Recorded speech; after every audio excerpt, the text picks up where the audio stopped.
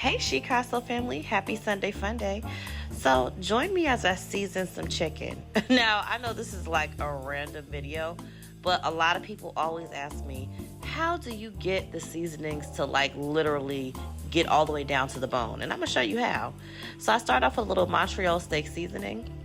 I put that on everything. Okay, I love Montreal steak seasoning. McCormick knew what they were doing when they made that.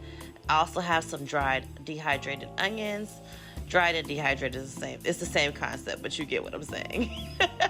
I love them. Like, I put them on everything. Sometimes I don't really physically feel like cutting up onion, and these really come in clutch.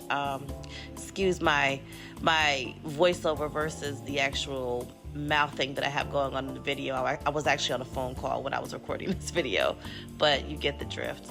Anyway, so I'm using some dehydrated onions. They come in clutch. Amazing, amazing, amazing.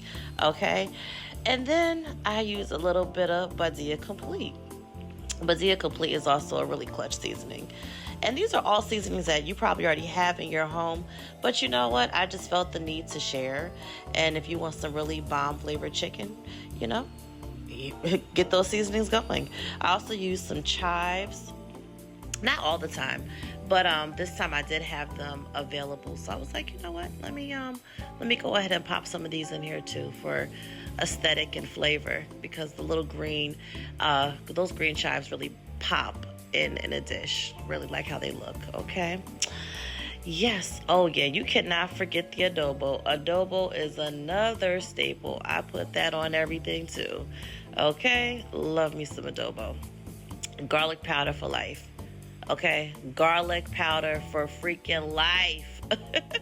I put that on everything. And not only do I put it on everything, I put a crap load of it on everything. I feel like garlic powder goes with everything savory. Okay, definitely some rosemary. I love herbs, love rosemary.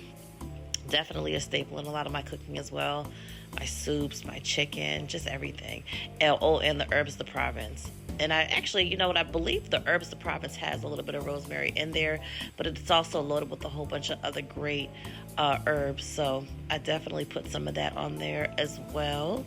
And sometimes I don't have the patience to shake it out using the little piece that's on the lid. So I just take the lid off and just sprinkle in.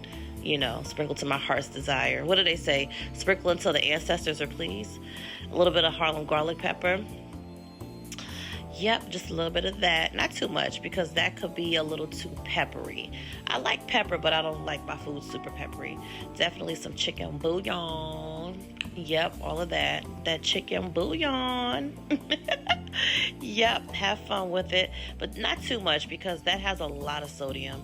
And this I think this might have been like 2 family packs of chicken, or maybe a family pack of chicken thighs, and then give it a nice mix.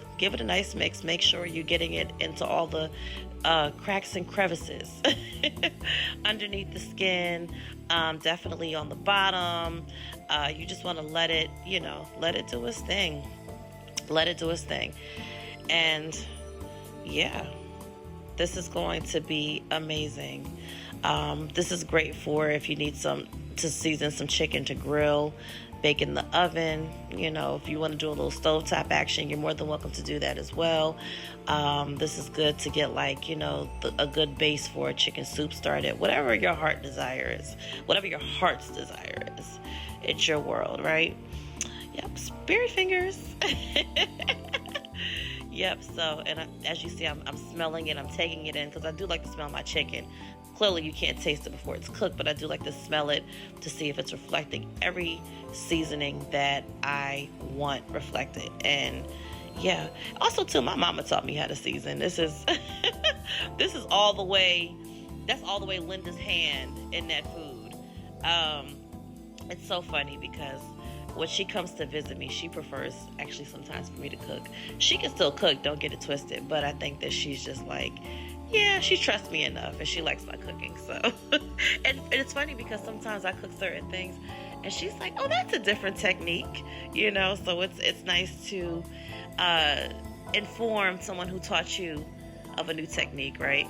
So yeah, so that's the gist of it. Pop that lid on, you know, snap it in, make sure it's sealed, and then I pop that in the fridge and I let that marinate for a good 8 hours. Let me know how you like it.